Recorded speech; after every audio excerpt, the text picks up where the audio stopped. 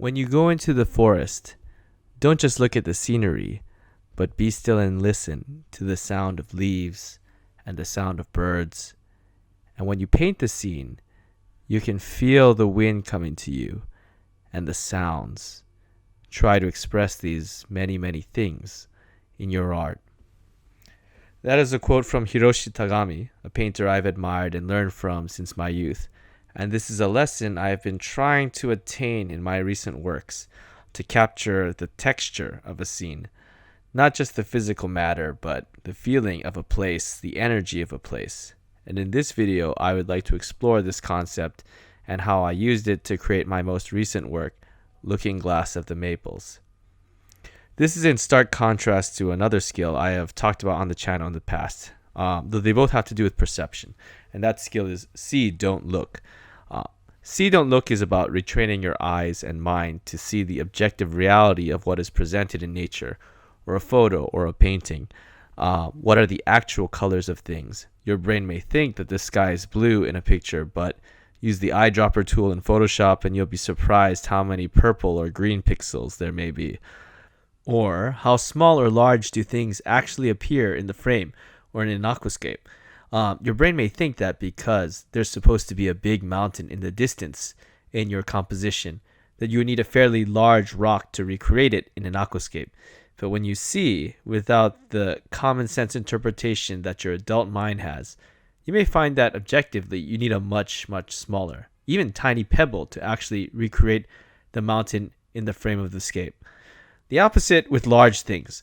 Your mind may tell you that you're holding on to a huge rock. It's going to be a struggle to get in. It's going to be a challenge to work with. But when you actually place it into the aquarium and take a photo of it, you may find that your big rock is completely inadequate to express the girth of a massive cliff. Seeing objectively without undue influence from your common sense. This is the critical skill needed in see, don't look, to make a powerful diorama aquascape, and it's a core skill in freeing your creative ability. This is, however, just one skill, one lens to view the world with. What I've found in that pursuing advanced aquascaping, it's of great value to acquire many of these skills. In Nature Aquarium, we are trying to express our creative vision of the natural world that requires understanding the subject, appreciating what it is about the subject that we care about, and then the skill to actually express those things. At all steps of that process, see, don't look is a valuable tool for understanding, appreciating, and expressing, but I could say the same for the next concept, the texture of things. This is the idea that I got from Tagami, that one shouldn't just observe and express the objective reality, but also consider the feeling of a place. By painting the feeling, there's an emotional layer added to the art above and beyond the physical structure of the scene. And this is a skill I think could be especially valuable in an art form where it is so easy to get caught up with the dry composition of a very physical media, the hardscape. But even in designing hardscape, that hardscape needs to play a role in giving voice to a story from nature. And that's where the texture of things idea comes in, and where I bring this back to Looking Glass of the Maples. This layout takes inspiration from several autumn motifs, but notably hints from the Japanese gardens in Kyoto. My first time experiencing autumn in Kyoto was in 2009, after attending the Nature Aquarium party and meeting Takashi Amano for the first time. It's my belief that the hobby inspired and shaped by Amano has gained so much popularity, not only because of the intrigue of the aquarium art itself, and not only because of the friends, the community, and the contests, all important things, but Nature Aquarium World, the books, pose to us a call to adventure in nature. The 2 weeks I spent wandering some of the endless shrines, temples, and gardens at that time, that is a very special chapter of my own Nature Aquarium adventure. So the title of my scape, Mizukagami no Momijigari, uses the Japanese phrase momijigari, literally hunting for autumn colors, but more easily understood as maple watching. In the same sense, we have bird watching in English. And interestingly, momiji in Japanese uses the characters usually read as koyo and literally means autumn colors. However, those same characters are alternatively read as momiji, which has a different phonetic meaning that refers specifically to the Japanese dwarf maple tree, while Japan's gardens and nature scenes are wrapped in a tapestry of colors and textures from numerous types of stunning trees. So core to the season is the beauty of the Japanese dwarf maple that this one tree's name is synonymous with the autumn season itself. When you go to Kyoto and see their vibrant colors and elegant shapes formed in centuries-old Japanese gardens, I think you will deeply understand why the beauty of the dwarf maple stands at such a position in the Japanese psyche. The airy texture of their leaves and the almost gravity-defying sweeps of color feel like strokes of paint woven through the branches, so delicate and yet so bold against the backdrop of deep green moss and cool shadows to be found in the garden. I think this is one of the many qualities that would inspire the classical Zen garden designer Muso Soseki to say that the Japanese garden swims.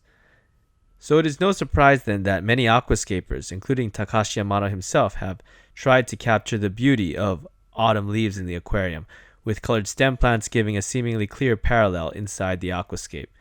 The trouble is that while many layouts since then have captured the essence of the colors, none of them to me have captured the texture and form of momiji. This is due to the temptation of jumping to Rotala species as the main featured plant. While stunningly beautiful and featuring some of the smallest leaves amongst stem plants, proportionally to the hardscape in both diorama and nature aquarium layouts, these leaves always feel far too large, at least to be presented as foliage. The formation of matured Rotala always feels dense and heavy, while immature Rotala read as individual stems and not as autumn foliage. Actually, this issue is something easily understood with See Don't Look. An objective understanding of proportions clearly shows the issues with Rotala, but See Don't Look doesn't give you an obvious solution to the problem. If anything, that lens helped reinforce my long-held assumption that making a layout that really recreates that swimming quality of momiji was impossible in an aquascape.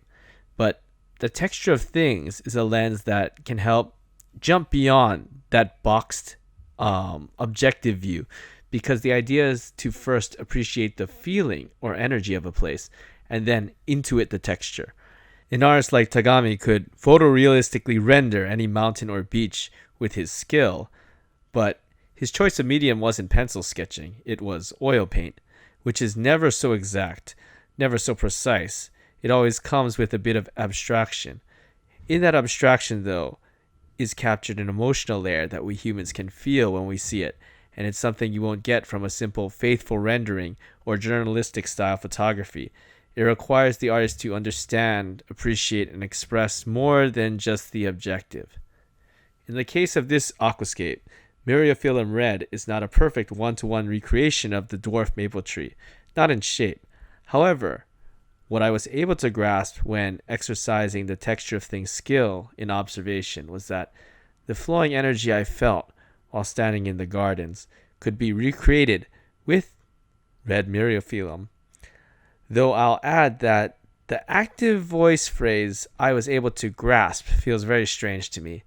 These types of things often feel more passive or being done to. It's not that I understood the forest. It feels more like the forest told me to use red Mirio. Being spoken to. While we as artists are actively and passionately always pursuing insight, it often feels like real insight comes to us rather than is found. The choice of main plant was the core hint I took in crafting the layout. All the other decisions would be made with the sole purpose of giving the autumn colors a stage to be expressed upon. To build that stage, the hardscape idea of cliffs framing the image was also another I took from the gardens in Kyoto.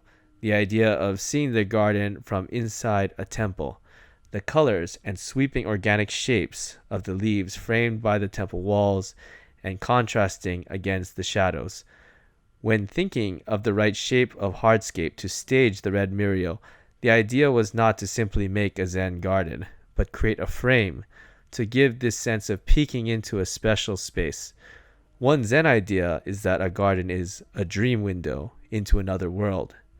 Here, illustrating the idea are some photos at Ankokuji in Hyogo Prefecture, which were taken by another teacher of mine, Masashi Ono.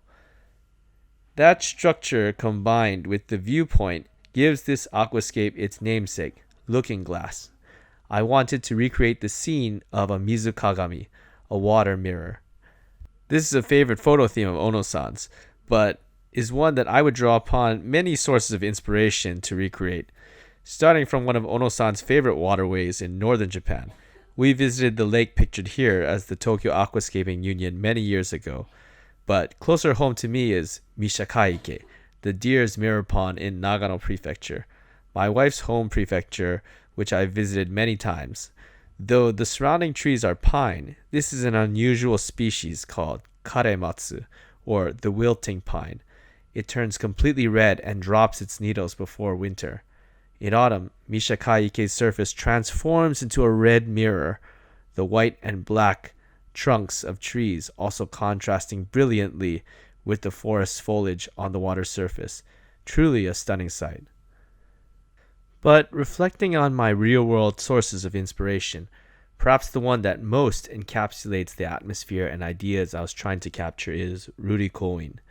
This temple in Kyoto offers a truly unique and mesmerizing sight, with reflecting surface tables positioned just so that the foliage of the outside gardens is reflected on their surfaces. It is another example of using the temple to frame nature, to focus our appreciation, and give a mysterious window into the beauty of the Zen garden. In autumn, the temple is extremely popular as people come to see this quiet beauty of the garden framed by the temple windows and red leaves reflected as if on the surface of a water mirror. I feel there is a lot I have learned from this aquascape, but still much I need to work on to perfect my skills. The texture of things. I think I have started to understand and appreciate what Tagami meant to teach me, and what I have been retaught through his main apprentice, Michael Powell. This aquascape, I think, deeply values that perspective, as well as a focus on nature study that I learned from Ono-san and that Amano-san would appreciate. But there's one master whose teachings I have regrettably neglected here. And my regret with this work is that I didn't at all sufficiently use the teachings from Takayuki Fukada. To that end, I have gone back to intensive study under my direct master in TAU. Feeling, nature, and also real impact. Next year, I will try to bring all of them together. Thanks for watching the video, everyone. Please like, comment, and if you enjoyed this video, if you enjoyed my perspective, want more content about competitive aquascaping, subscribe and click the bell to make sure you don't miss any videos. Though, it might be hard for you to miss them. If you're one of my subscribers who's wondering, where the heck have you been for over a year with no uploads, Steven? To that, truly apologies. I'm going to be uploading a short, unscripted video about my thoughts, my life, where I am with my aquascaping here. So please check that out. I can say that part of my absence is because I've been putting double, triple, quadruple effort into my next aquascape for 2023. So all audiences, please look forward to that. With that, aloha everyone. This is Steve Scapes.